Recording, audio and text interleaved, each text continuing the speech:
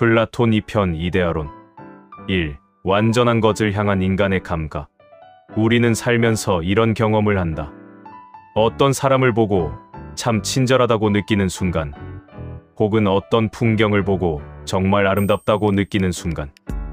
그런데 여기서 이상한 점이 있다. 우리는 그 사람이나 풍경을 무언가와 비교해서 친절하다, 아름답다고 판단하고 있다는 것이다. 그 무언가는 대체 무엇일까? 우리는 완전한 친절, 완전한 아름다움을 본 적이 있는가? 어디서 그 기준을 얻었을까? 플라톤은 이 질문을 붙들었다. 그리고 대담한 주장을 내놓았다. 우리가 비교하는 그 기준, 즉 완전한 아름다움, 완전한 정의, 완전한 선함은 실제로 존재한다는 것이다. 다만 이 세계가 아닌 다른 차원에, 그것을 플라톤은 이데아라고 불렀다. 이데아로는 처음 들으면 좀 황당하게 느껴질 수 있다. 눈에 보이지도 않는 세계가 있다고. 그런데 이 이론은 서양 철학, 수학, 기독교 신학, 심지어 현대 물리학에까지 깊은 흔적을 남겼다. 한번 찬찬히 들어가 보자. 이데아란 무엇인가? 가장 쉬운 설명. 2-1 삼각형 이야기. 수업 시간에 칠판에 삼각형을 그린다고 해보자. 선생님이 아무리 잘 그려도 그 삼각형은 완벽하지 않다. 선이 조금 삐뚤어져 있고 각도가 미묘하게 틀려 있다. 사실 세상에 존재하는 그 어떤 삼각형도 완전한 삼각형이 아니다. 종이에 그려도 컴퓨터로 만들어도 물리적 물질로는 완전한 삼각형을 만들 수 없다. 그런데 우리는 완전한 삼각형이 무엇인지 안다. 세 직선이 만나고 내각의 합이 정확히 180도이며 완벽하게 닫힌 도형. 우리는 그것을 이해하고 추론한다. 눈으로 본 적은 없지만 플라톤이 말하는 이데아가 바로 이것이다. 삼각형의 이데아는 완전한 삼각형 그 자체다.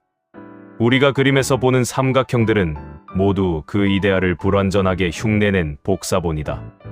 2-2 아름다움 이야기. 꽃을 보고 아름답다고 한다. 그 꽃은 내일 시들 것이다. 사람을 보고 아름답다고 한다. 그 사람도 세월이 지나면 늙는다. 노을을 보고 아름답다고 한다. 노을은 10분 뒤에 사라진다. 이처럼 우리가 감각으로 만나는 아름다운 것들은 모두 변하고 사라진다.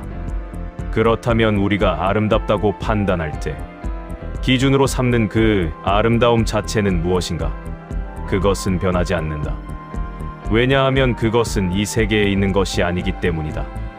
플라톤은 말한다. 아름다움의 이데아는 영원하고 완전하며 변하지 않는다. 우리가 꽃이나 사람에서 느끼는 아름다움은 그 이데아의 그림자다. 완전한 아름다움을 희미하게 반영하고 있기 때문에 우리는 그것을 아름답다고 느끼는 것이다. 2개의 세계, 감각의 세계 대 이데아의 세계. 플라톤에 따르면 세계는 두 겹으로 되어 있다. 감각의 세계, 현상계. 우리가 눈으로 보고 귀로 듣고 손으로 만지는 세계다. 이 세계의 모든 것은 변한다. 꽃이 피고 지고, 사람이 태어나고 죽고, 생각이 바뀌고, 나라가 생기고 사라진다. 플라톤은 이 세계를 진짜 존재가 아닌 것으로 보았다. 왜냐하면 계속 변하기 때문이다. 진짜라면 변하지 않아야 한다. 이데아의 세계, 이데아계. 감각으로는 파악할 수 없고 오직 이성으로만 접근할 수 있는 세계다. 이 세계의 이데아들은 영원하고 완전하며 변하지 않는다. 아름다움의 이데아, 정의의 이데아, 동물의 이데아, 삼각형의 이데아 등등 모든 것에 이데아가 있다. 그리고 이 세계의 최정상에는 선의 이데아가 있다. 모든 이데아 중의 이데아, 모든 진리와 존재의 근원. 쉽게 말하면 이렇다. 우리가 사는 이 세계는 마치 사진이고 이데아의 세계는 그 사진이 찍힌 실제 풍경이다.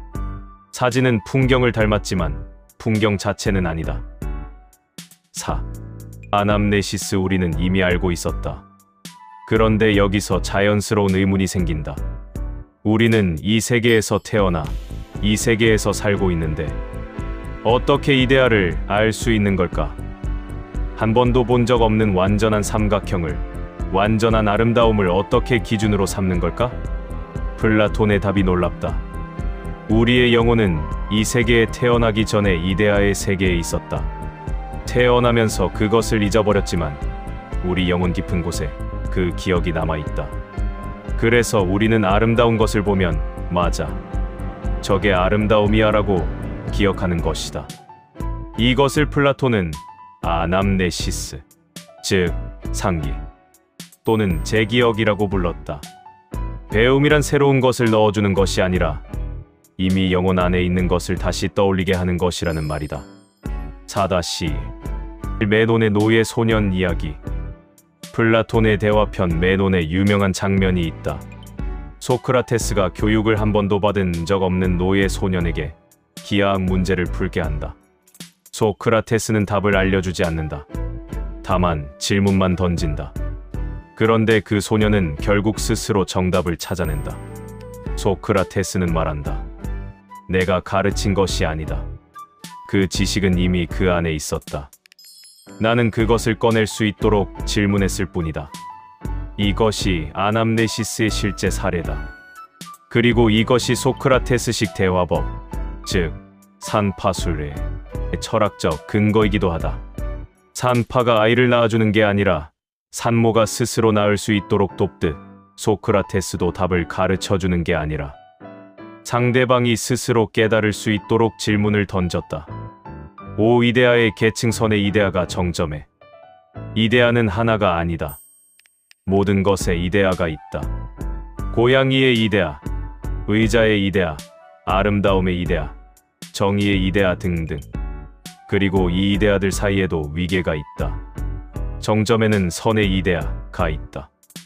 1편에서 배운 동굴의 비유에서 태양이 상징하는 것이 바로 이것이다. 태양이 모든 것을 비추어 우리가 볼 수 있게 해주듯 선의 이데아는 다른 모든 이데아들이 이데아로서 인식될 수 있게 해주는 근원이다. 플라톤은 말한다. 선의 이데아를 파악한 사람만이 진정으로 무엇이 아름다운지, 무엇이 정의로운지를 알 수 있다. 선을 모르면 아름다움도 정의도 제대로 판단할 수 없다.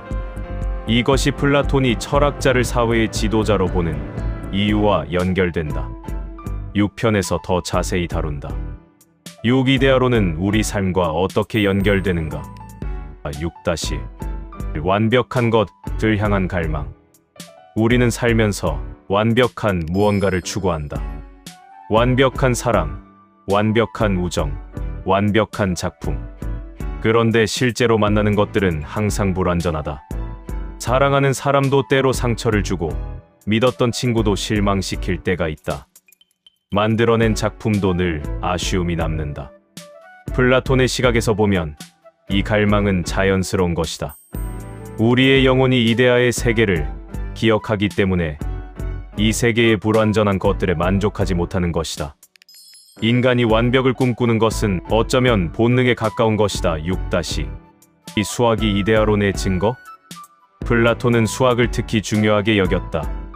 그의 학교인 아카데미아 입구에는 기하학을 모르는 자는 들어오지 말라는 문구가 있었다고 전해진다. 왜 그랬을까? 수학적 진리는 이데아와 닮아 있기 때문이다. 2 더하기 2는 4 언제 어디서나 누가 계산해도 참이다. 피타고라스 정리는 고대 그리스에서도 참이고 지금도 참이며 1000년 후에도 참이다. 수학적 대상들, 즉 수, 도형, 함수는 감각으로 만질 수 없지만 분명히 존재한다. 이것이 바로 이데아의 방식이다. 실제로 현대 수학자 중에는 수학은 발명이 아니라 발견이다라고 믿는 사람들이 많다. 원주율 파이는 누군가가 만든 것이 아니라 원래 있던 것을 우리가 발견한 것이라는 입장. 이것을 수학적 플라톤주의라고 부른다. 6-3 예술과 이데아. 플라톤은 역설적이게도 예술에 대해 비판적이었다. 화가가 의자를 그린다고 하자 의자의 이데아가 진짜고 실제 의자는 이데아의 복사본이며 화가가 그린 의자 그림은 복사본의 복사본이다. 즉 진실에서 2단계 멀어진 것이다. 이 때문에 플라톤은 국가론에서 시인과 예술가들을 이상 국가에서 추방해야 한다고까지 말했다. 이 주장은 오늘날까지 논쟁이 되고 있다. 예술은 이데아의 복사본인가? 아니면 이데아를 향한 다른 방식의 접근인가? 7. 이데아론에 대한 비판. 이데아론은 강력하지만 반박도 많다. 가장 유명한 비판은 플라톤의 제자 아리스토텔레스에게서 나왔다. 다음 편에서 자세히 다루겠지만 아리스토텔레스의 핵심 반박은 이것이다. 형상이데아의 사물과 별도로 존재한다면 사물과 이데아 사이를 설명하는 또 다른 이데아가 필요하지 않은가? 그렇다면 그것을 설명하는 또 다른 이데아가 필요하고 이것은 무한히 반복된다.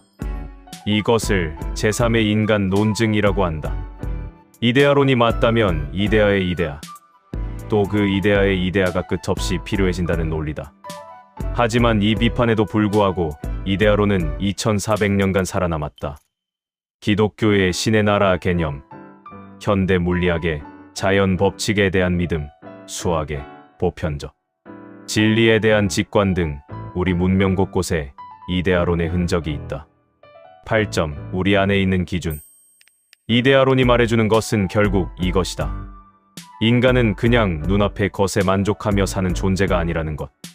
우리 안에는 더 나은 것, 더 완전한 것을 향한 기준이 있고 그 기준이 우리를 끊임없이 성장으로 이끈다. 어떤 일을 하고 나서 이건 아직 부족해라고 느끼는 그 감각, 더 좋은 세상을 만들어야 한다는 의무감, 더 친절한 사람이 되고 싶다는 열망. 플라톤은 그것이 이데아의 울림이라고 말할 것이다. 눈에 보이는 것만이 전부가 아닐 수 있다. 우리가 보는 세계 너머에 우리가 추구하는 기준 그 자체가 존재할 수 있다. 그 가능성을 진지하게 생각해 본 것, 그것이 플라톤이 남긴 가장 큰 선물이다. 아름다운 것들은 많다. 그러나 아름다움 자체는 하나다. 다음 편 예고. 이데아론을 이해하면 플라톤의 사랑론이 왜 그렇게 독특한지를 알 수 있다. 플라톤은 사랑을 단순한 감정이 아니라 이데아를 향해 올라가는 사다리라고 보았다. 아름다운 사람에게 끌리는 것에서 시작해서 점점 더 높은 아름다움으로 올라가다가 마침내 아름다움의 이데아 자체를 만나는 여정. 이것이 바로 플라토닉 러브의 진짜 의미다. 3편 에로스와 사랑. 사랑은 왜 우리를 철학으로 이끄는가? 지금까지 시청해 주셔서 감사합니다. 사랑합니다.